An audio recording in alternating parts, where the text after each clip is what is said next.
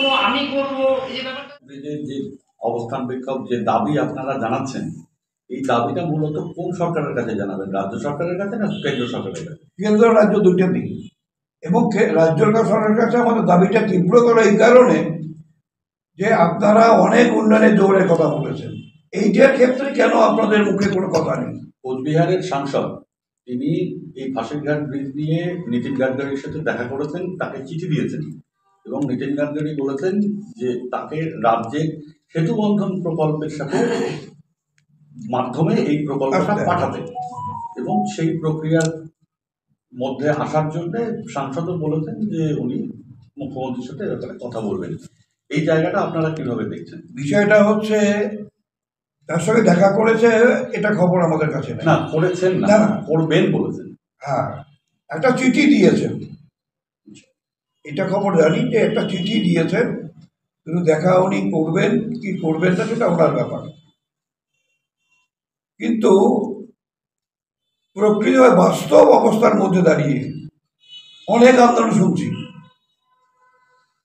কিন্তু কেন ফাঁসিঘাটের ব্রিজের কাছে ব্রিজের দাবিতে কেন শাসক দল চুপচাপ? অনেক আন্দোলন তো করছেন, বিরোধীরা কোথাও মিটিং করলে তাকে ভাঙবার জন্য লোক সংগ্রহ করতে পারেন। এই ব্রিজের জন্য কেন আপনারা একদম মুখে কুলু বেঁধেছেন?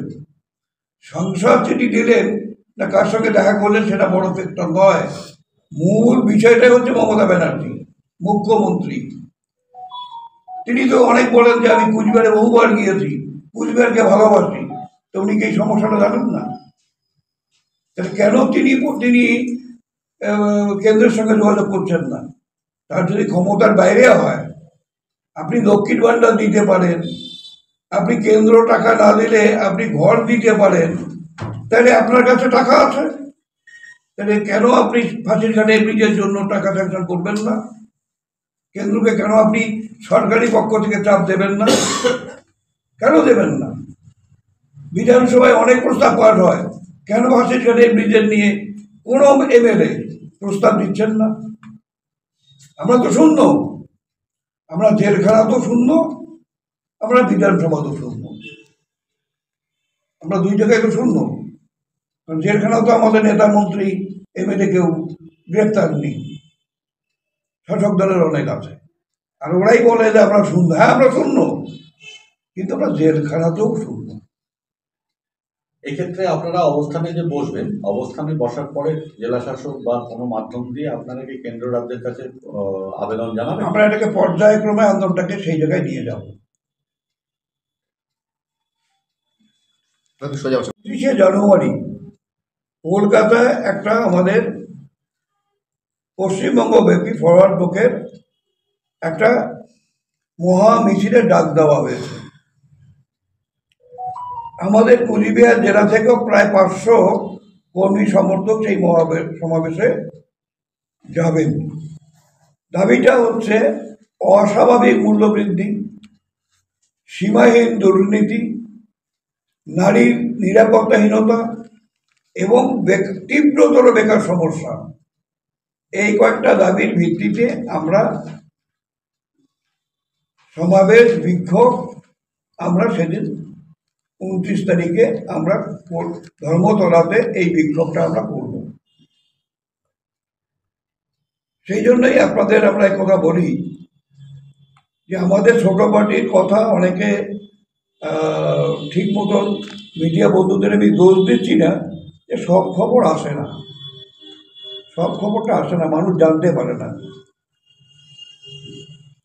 আমরা প্রচারটাও সেইভাবে রাখছি, রিফ্লেক্ট 2-1 দিনের মধ্যে বেরিয়ে আসবে কেন প্রয়োজন এই ফাঁসিঘাটে ব্রিজ, সেটা মানুষকে আমরা দেব, এবং প্রচারটাও আমরা সেভাবে চালাবার চেষ্টা করছি।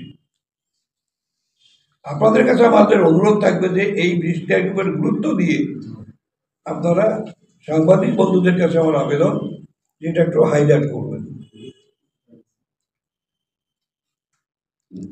আর ইতিমধ্যেই 23শে জানুয়ারি আসছে।